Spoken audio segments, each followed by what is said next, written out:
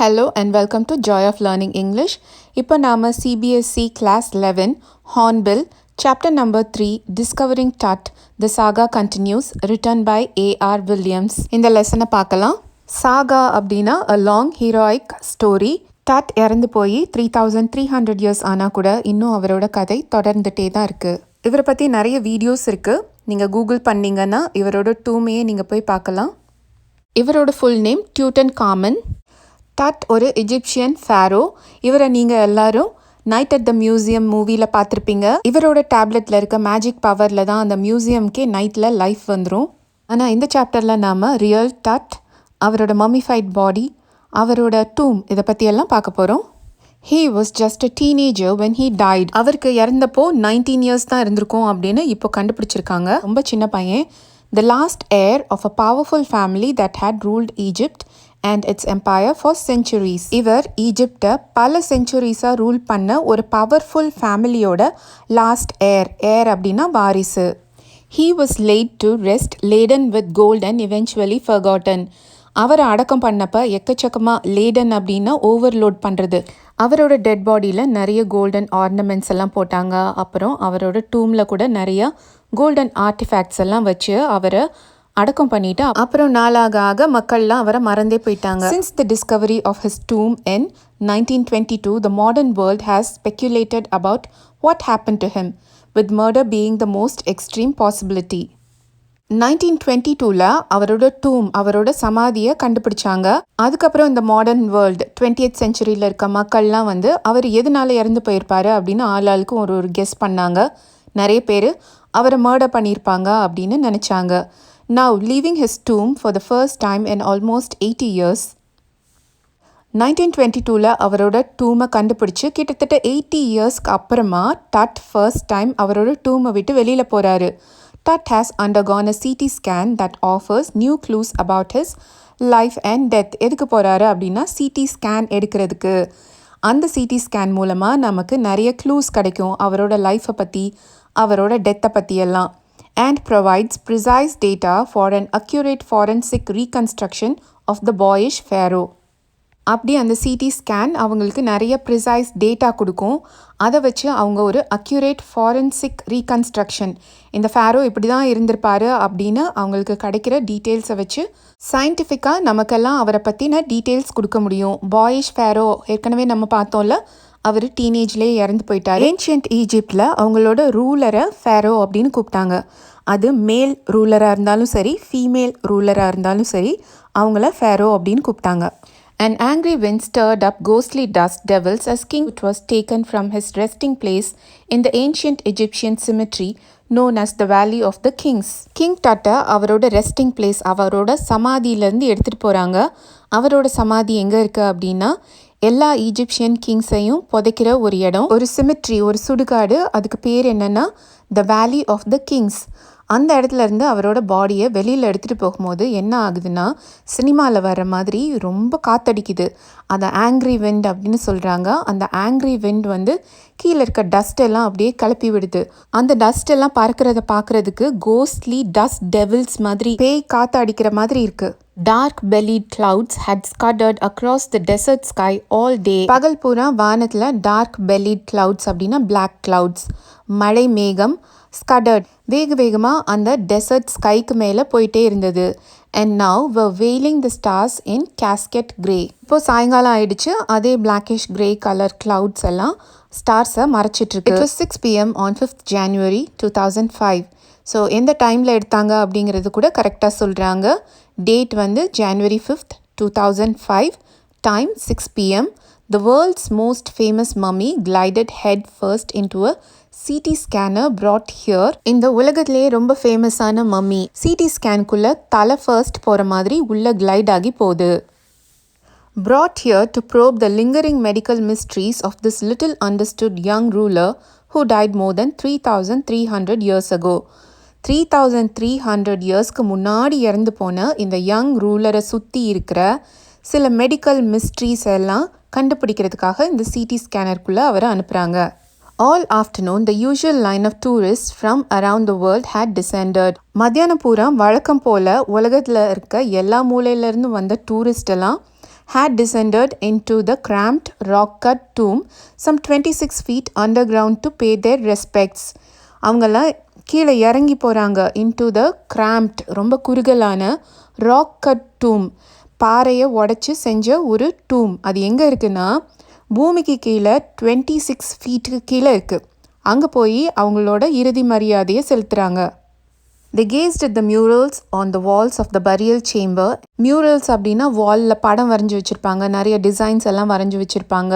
அந்த பரியல் சேம்பரில் இருந்த அந்த மியூரல்ஸ் எல்லாம் வந்து டூரிஸ்ட் பார்க்குறாங்க. And peered at Tut's gilded face, the most striking feature of his mummy-shaped outer coffin lid. Tutோட பாடியை ஒரு காஃபின்குள்ளே, ஒரு சவப்பெட்டிக்குள்ளே வச்சுருக்காங்க. அந்த காஃபின் என்ன ஷேப்பில் இருக்குன்னா ஒரு மம்மியோட ஷேப்பில் இருக்குது. அந்த காஃபினோட லிட்டில் ஃபேஸ் மாதிரி இருக்குது. அதாவது ஃபேரோ டட்டோட ஃபேஸ் மாதிரியே அந்த காஃபினுக்கு வெளியில் இருக்குது. Some visitors read from guide books in a whisper. அங்கே வந்த சில விசிட்டர்ஸ் கைட் புக்ஸ் எல்லாம் இருக்கும் இல்லையா, அதில் இருக்கதை ரொம்ப கம்மி வால்யூமில் வாசிக்கிறாங்க. Others stood silently. சில பேர் சத்தம் இல்லாமல் அமைதியாக நிற்கிறாங்க. Perhaps pondering Tut's untimely death in his late teens. ஒருவேளை அவங்கெல்லாம் டட் அவரோட லேட் டீன்ஸில், அதாவது 17, 18, 19 இந்த வயசில் இறந்து போன அவரை பற்றி பாண்டரிங் ரொம்ப ஆழ்ந்து யோசிச்சுட்ருக்காங்க போல இருக்குது. Are wondering with a shiver if the pharaoh's curse, death or misfortune falling upon those who disturbed him was really true. ஒருவேளை அவங்கெல்லாம் ஃபேரோஸ் கர்ஸ், அதாவது இந்த மாதிரி ஃபேரோஸ் எல்லாம் அவங்களோட ரெஸ்டிங் பிளேஸில் போய் நம்ம டிஸ்டர்ப் பண்ணிட்டோன்னா நமக்கு டெத் வரும், இல்லைனா ஏதாவது ஒரு மிஸ்ஃபார்ச்சூன், ஏதாவது கெட்டது நடக்கும் அப்படின்னு ஃபேரோ கர்ஸ் பண்ணி வச்சுட்டு போயிருக்காரு, சாபம் கொடுத்துட்டு போயிருக்காரு. அது ஒரு வேளை உண்மையாக இருக்குமோ அப்படின்னு ஒரு பயத்தோட அவங்கெல்லாம் நடுங்கிட்டுருக்காங்க. The mummy is in very bad condition because of what Carter did in 1920s. Zahi Hawass அப்படிங்கிறவர் ஈஜிப்டோட சுப்ரீம் கவுன்சில் ஆஃப் ஆன்டிக்விட்டீஸ். ஆன்டிக்விட்டீஸ்னால் பழங்கால பொருட்களெல்லாம் பாதுகாக்கிறதுக்கு அப்படின்னு ஒரு கவுன்சில் மாதிரி இருக்கும்ல, அதோட செக்ரட்டரி ஜெனரல். அவர் என்ன சொல்கிறாருன்னா 1920s கார்ட்டர் செஞ்ச வேலைனால இந்த மம்மி ரொம்ப மோசமான கண்டிஷனில் இருக்குது அப்படின்னு சொல்கிறாரு. அப்படி கார்ட்டர் என்ன தான் பண்ணாருன்னு அப்புறம் பார்ப்போம். As he leaned over the body for the first look, Zahi Hawass அந்த மம்மிஃபைட் பாடியை குனிஞ்சு ஒரு தடவை பார்த்துட்டு இதெல்லாம் சொல்கிறாரு. கார்ட்டர் யார்? அந்த Carter Howard Carter. That is was the British archaeologist who in 1922 discovered Tut's tomb after years of futile searching. Howard Carter இவர் ஒரு பிரிட்டிஷ் ஆர்கியாலஜிஸ்ட், தொல்பொருள் ஆராய்ச்சி செய்கிறவர். ரொம்ப காலம் எந்த பலனுமே இல்லாமல் தேடி தேடி கடைசி 1922 அவர் தான் டட்டோட டூமை கண்டுபிடிச்சாரு. இட்ஸ் கண்டென்ட்ஸ் தோ hastily ransacked in antiquity was surprisingly complete. முன்னாடி ஒரு காலத்தில் கூட அந்த டூம்குள்ளே யாரோ புகுந்து கொஞ்சம் திருடிட்டாங்க அப்படின்லாம் பேச்சு இருக்குது. இருந்தாலும் இவங்க பார்க்கும்போது அது எல்லாமே கம்ப்ளீட்டாக தான் இருந்தது. They remain the richest royal collection ever found and have become part of the pharaoh's legend. டட் ரொம்ப ஃபேமஸாக இருக்கிறதுக்கு முக்கியமான காரணம் அவரோட டூமில் கிடச்ச இந்த ஆர்டிஃபேக்ட்ஸ் தான். இது வந்து ரிச்சஸ்ட் ராயல் கலெக்ஷன், இது வரைக்கும் கிடைச்சதுலையே இதுதான் ரிச்சஸ்ட். அதனால் இந்த ஃபேரோவோட லெஜண்டில் இது ஒரு பார்ட்டாகவே ஆயிடுச்சு. Stunning artefacts in gold, the eternal brilliance meant to guarantee resurrection. அங்கே இருந்த கோல்டில் செஞ்ச ஆர்டிஃபேக்ட்ஸ் எல்லாம் அவ்வளோ ஸ்டன்னிங்காக இருந்தது. எட்டர்னல் பிரில்லியன்ஸ், காலத்தையும் கடந்து அது இப்போவும் அதே ஒரு பிரில்லியன்ஸோட அதே ஒரு அழகோடு இருக்குது. ரெசரக்ஷன் அப்படின்னா உயிர் தள்ளுறது. இந்த ஃபேரோஸ் எல்லாம் இறந்து போனதுக்கு அப்புறம் கூட திரும்ப ஒரு நாள் அவங்க உயிரோடு வருவாங்க அப்படின்னு ஈஜிப்ஷியன்ஸ் எல்லாம் நம்பினாங்க. அதனால தான் அவங்களோட டூமில் அவங்களுக்கு தேவையான எல்லாம் வச்சு கோல்டு இதெல்லாம் வச்சுருந்தாங்க. ஸோ இந்த மாதிரி அவங்க என்னைக்காவது ஒரு காலத்தில் வந்தால் கூட அது வரைக்கும் தாக்கு பிடிக்கிற மாதிரி இந்த ஆர்டிஃபேக்ட்ஸ் எல்லாம் இருக்குது. Cast a sensation at the time of the discovery. அதை கண்டுபிடிச்சப்போ அப்படி ஒரு சென்சேஷன், எல்லாரும் அதை பற்றியே பேசிகிட்டு இருந்தாங்க. ஏன் அப்படின்னா அவ்வளோ கோல்டு, அப்படி ஒரு அழகான ஆர்டிஃபேக்ட்ஸ் எல்லாம் கிடச்சிது, அப்படி ஒரு ரிச்சான ஒரு ட்ரெஷர் கிடச்சிது. And still get the most attention. அப்போ மட்டும் இல்லை, 1922 மட்டும் இல்லை, இப்போவும் கூட அதை பார்க்குறதுக்கு நிறைய பேர் இருக்காங்க, அதுக்கு நிறைய அட்டென்ஷன் கிடைக்குது. But Tut was also buried with everyday things he would want in the afterlife. அது மட்டும் இல்லை, இந்த மாதிரி கோல்டு ரிச்சஸ் மட்டும் கிடையாது, டெய்லி லைஃபுக்கு தேவையான திங்ஸையும் அந்த டூமில் புதைச்சி வச்சுருந்தாங்க. ஆஃப்டர் லைஃப் அப்படின்னா லைஃபுக்கு அப்புறமா, இறந்து போனதுக்கு அப்புறமா. இப்போ ஹிந்துவிசமில் நம்பிக்கை இருக்குல்ல, நரகத்துக்கு போவாங்க, ஸ்வர்க்கத்துக்கு போவாங்க. அந்த மாதிரி அவர் இறந்ததுக்கப்புறம் எங்கேயா போவார்ல, அங்கே அவருக்கு அதெல்லாம் தேவைப்படும்னு சொல்லி என்னென்னலாம் அங்கே வச்சுருந்தாங்கன்னா போர்ட் கேம்ஸ்னால் example chess, snakes and ladder இதெல்லாம் போர்ட் கேம்ஸ், அப்புறம் ஒரு பிரான்ஸ் ரேசர் அவருக்கு தேவைப்படும்னு, லினன் அண்டர் கார்மெண்ட்ஸ் வச்சுருந்தாங்களாம், அப்புறம் cases of food and wine. Cases அப்படின்னா containers, boxes full of food and wine. After months of carefully recording the pharaoh's funerary treasures, மாச கணக்கா அந்த ஃபேரோவோட அதாவது டட்டோட ஃபியூனரரி ட்ரெஷர்ஸ் கார்ட்டர் மாச கணக்கா அந்த டூமில் என்னென்ன ஆர்டிஃபேக்ட்ஸ் இருந்தது, அவருக்கு என்னென்னலாம் அந்த டூம்குள்ளே வச்சுருந்தாங்க அப்படிங்கிறது எல்லாத்தையுமே ரெக்கார்ட் பண்ணுறாரு, அதாவது எல்லாத்தையுமே டாக்குமெண்ட் பண்ணுறாரு. அதுக்கப்புறமா Carter began investigating his 3 nested coffins. இப்போது டட்டோட காஃபின் அவரோட சவப்பெட்டி எப்படி இருந்ததுன்னு ஏற்கனவே பார்த்தோம் இல்லையா, ஒரு ஹியூமன் பீயிங்கோட ஷேப்பில் அது இருந்தது, ஒரு ஹியூமன் ஃபேஸ் வச்சு. ஆனால் அது ஒரு காஃபின் இல்லை, ஒரு காஃபின்குள்ளே இன்னொரு காஃபின், அதுக்குள்ளே இன்னொரு காஃபின் அப்படின்னு 3 காஃபின் இருந்தது. அதனால இதை 3 nested coffins அப்படின்னு சொல்கிறாங்க. Opening the first, he found a shroud adorned with garlands of willow and olive leaves. Adorned அப்படின்னா decorated with.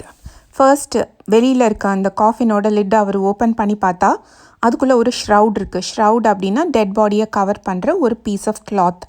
அப்புறம் garlands of willow and olive. Olive மரம், வில்லோ மரம் இதோட இலையெல்லாம் எடுத்து கார்லண்ட் மாலை மாதிரி கட்டி வச்சுருக்காங்க. அதுக்கப்புறம் வைல்ட் செலரி இருக்குது, lotus petals and cornflowers. The faded evidence of a burial in March or April. So இந்த லோட்டஸ் பெட்டல்ஸ், கார்ன்ஃப்ளவர்ஸ் இதெல்லாம் பார்த்தா அவங்களுக்கு என்ன புரியுது அப்படின்னா, இந்த பரியல் அவரை அடக்கம் பண்ணது மார்ச் மாதம் இல்லைன்னா ஏப்ரல் மாதம் இருக்கும், ஏன்னா அந்த டைமில் தான் இதெல்லாம் கிடைக்கும்.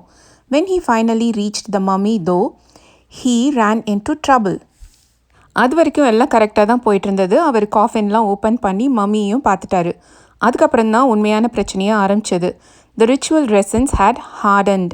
ரெசன்ஸ் அப்படிங்கிறது மரத்தில் இருந்தெல்லாம் பிசின்னு ஒன்று வரும், முருங்கை மரத்துலலாம் நீங்கள் பார்த்துருப்பீங்க. அது ஒரு க்ளூ மாதிரி டிரான்ஸ்பரண்ட்டாக இருக்கும், காஞ்சிச்சின்னா நல்ல கல் மாதிரி ஆகிடும். அந்த மாதிரி ரெசன்ஸ் எல்லாம் அவங்க யூஸ் பண்ணியிருந்திருக்காங்க. இப்போது 3300 இயர்ஸ்க்கு மேலே ஆயிடுச்சு இல்லையா, அதனால cementing Tut to the bottom of his solid gold coffin. டட்டோட மம்மிஃபைட் பாடியை சாலிட் கோல்டு காஃபின்க்கு அடிப்பக்கமாக அப்படியே சிமெண்ட் போட்டு ஒட்டின மாதிரி ஒட்ட வச்சிருச்சு. No amount of legitimate force could move them, Carter wrote later what was to be done. Carter அப்புறமா அவரோட அட்வென்ச்சர்ஸ் பற்றியெல்லாம் எழுதினப்போ எவ்வளோ ஃபோர்ஸ் யூஸ் பண்ணியும் மூவ் பண்ணவே முடியல, என்ன பண்ணுறது அப்படின்னு எழுதி வச்சிருக்காரு. The sun can beat down like a hammer this far south in Egypt. எஜிப்டோட இந்த ஃபார் சதர்ன் பார்ட்டில் சன் அதாவது வெயில் சுத்தியில் வச்சு அடித்த மாதிரி அவ்வளோ ஹார்ஷாக இருக்கும். And Carter try to use it to loosen the resins. அதனால அந்த ரெசன்ஸ் அந்த க்ளூவெல்லாம் உருக வைக்கிறதுக்கு கார்ட்டர் இந்த வெயிலை யூஸ் பண்ணிக்கிறாரு. For several hours, he set the mummy outside in blazing sunshine that heated it to 149 degrees Fahrenheit.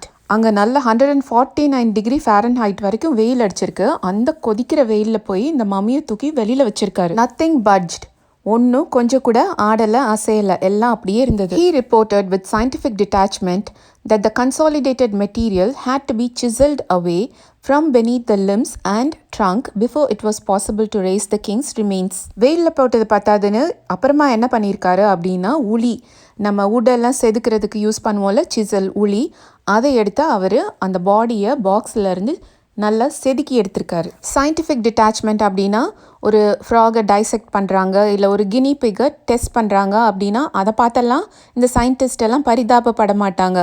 அவங்களுக்கு அதை பற்றி ஸ்டடி பண்ணணும், அதுதான் சயின்டிஃபிக் டிட்டாச்மெண்ட். அவங்களுக்கு ரிசல்ட் வேணும் அப்படிங்கிறதுக்காக அவங்க என்ன வேணாலும் செய்வாங்க. அவங்களுக்கு ஜஸ்டிஃபை பண்ணுற மாதிரி ஒரு ரீசனும் இருக்கும். அதே மாதிரி தான் கார்ட்டரும் இங்கே பண்ணுறாரு. அதனால அவர் லிம்ஸ் அதாவது கை காலுக்கு கீழே, trunk, main body, abdomen, back அதுக்கு கீழெல்லாம் நல்லா உளியை வச்சு செதுக்கி கிங்கோட ரிமெயின்ஸ் அவரோட டெட் பாடியை வெளியில் எடுக்கிறாரு.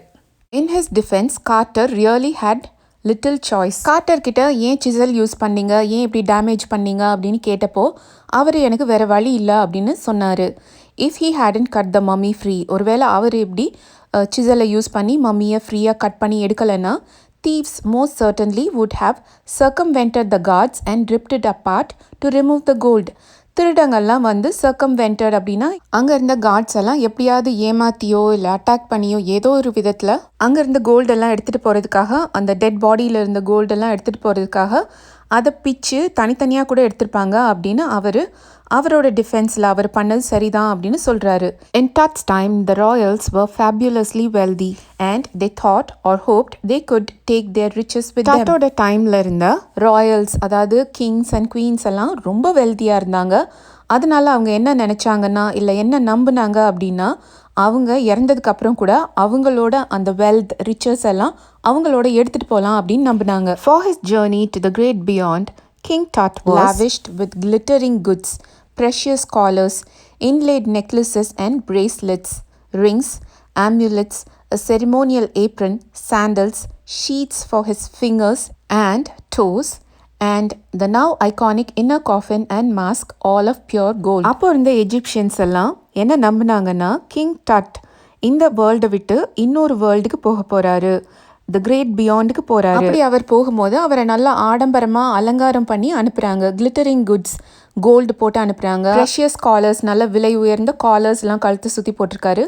இன்லேட் நெக்லஸஸ் அப்படின்னா நல்ல டிசைன் பேட்டர்ன்ஸ்லாம் வச்சு நெக்லஸஸ் நிறைய போட்டிருக்காரு. கையில் நிறைய பிரேஸ்லெட்ஸ் போட்டிருக்காரு. கையில் ரிங்ஸ், மோதிரம் போட்டிருக்காரு. ஆம்யூலெட்ஸ் அப்படின்னா தாயத்து மாதிரி திருஷ்டி படாமல் இருக்கிறதுக்கு, ஏதாவது டிசீஸ்லாம் வராமல் இருக்கிறதுக்கு போடுறது, அது நிறைய போட்டிருக்காரு. செரிமோனியல் ஏப்ரன் தெரியும்ல உங்களுக்குலாம், சமைக்கும் போது இல்லை ஏதாவது ஆர்ட் ஒர்க் பண்ணும்போது நம்ம ட்ரெஸ்க்கு மேலே ஒரு ப்ரொடெக்டிவ் கார்மெண்ட் மாதிரி போட்டிருப்போம். அதுவே செரிமோனியல் ராயல் பீப்புளெலாம் போடுற மாதிரி ஏப்ரன் போட்டிருக்காரு. சாண்டல்ஸ், செருப்பு போட்டிருக்காரு. அஃப்கோர்ஸ் அந்த சாண்டல்ஸ் கூட கோல்டில் பண்ணது தான். ஷீட்ஸ் ஃபார் ஃபிங்கர்ஸ் அப்படின்னா க்ளவுஸ் மாதிரி ஒன்று போட்டிருக்காரு. டோஸ்க்கு அப்படின்னா சாக்ஸ் மாதிரி ஒன்று போட்டிருக்காரு. ஷீட்ஸ் அப்படின்னா நல்லா டைட்டாக கவர் பண்ணுற மாதிரி இருக்கும். அவரோட ஃபிங்கர்ஸையும் டோஸையும் கவர் பண்ணுற அந்த ஷீட், அந்த க்ளோஸ் ஃபிட்டிங் கவர் கூட கோல்டில் பண்ணது தான். அதுக்கப்புறம் ஐகானிக் இன்னர் காஃபின், இப்போது ரொம்ப ஃபேமஸாக எல்லாரும் பேசுகிற அந்த இன்னர் காஃபினும் கோல்டு. அப்புறம் அந்த மாஸ்க் எல்லாமே பியோர் கோல்டில் பண்ணது. To separate Tut from his adornments, டட்டா அவரோட அடோன்மெண்ட்ஸ்லேருந்து, அதாவது அவரோட டெக்கரேட்டிவ் ஆர்னமெண்ட்ஸ் எல்லாம் இருக்கு இல்லையா, பாடியிலேருந்து கலட்டி எடுக்கிறதுக்காக இவங்க என்னென்ன பண்ணியிருக்காங்கன்னா, Carter's men removed the mummy's head, தலையை கட் பண்ணி எடுத்திருக்காங்க. And severed nearly every major joint, அதோட அந்த மம்மியோட ஒரு ஜாயிண்ட்டையும் கட் பண்ணி எடுத்திருக்காங்க. ஒன்ஸ் தே ஹேட் ஃபினிஷ்ட், உடம்புல இருந்த அந்த கோல்டன் ஆர்னமெண்ட்ஸ் எல்லாம் எடுத்ததுக்கப்புறமா தே ரீஅசம்பிள் த ரிமைன்ஸ், தலை, கை, கால் எல்லாத்தையும் திரும்ப ரீஅசம்பிள் பண்ணி எங்கே வச்சாங்கன்னா, on a layer of sand in a wooden box, ஒரு உடன் பாக்ஸில் கொஞ்சம் மண் போட்டு with padding that concealed the damage. Padding அப்படின்னா ஒரு கிளாத்குள்ளே ஏதாவது வச்சு ஸ்டஃப் பண்ணிடுவாங்க, ஒரு சாஃப்ட் மெத்த மாதிரி ஒன்று செஞ்சு. த பெட் வேர் டட் நவ் ரெஸ்ட், அந்த பெட்டில் தான் இப்போ டட் படுத்திருக்காரு. முன்னாடி ஆர்கியாலஜின்ற பேரில் இதெல்லாம் தான் செஞ்சுட்டு இருந்திருக்காங்க. இப்போது எப்படி மாறி இருக்கு, என்ன ஆகுது அப்படிங்கிறதெல்லாம் நம்ம பார்ட் 2ல் பார்க்கலாம். அதோட லிங்க்கை நான் டிஸ்கிரிப்ஷன் பாக்ஸில் கொடுக்குறேன், அங்கேருந்து போய் பாருங்கள். Hit the subscribe button, keep the bell icon on, like the video and share the video with your classmates and friends. See you in next class.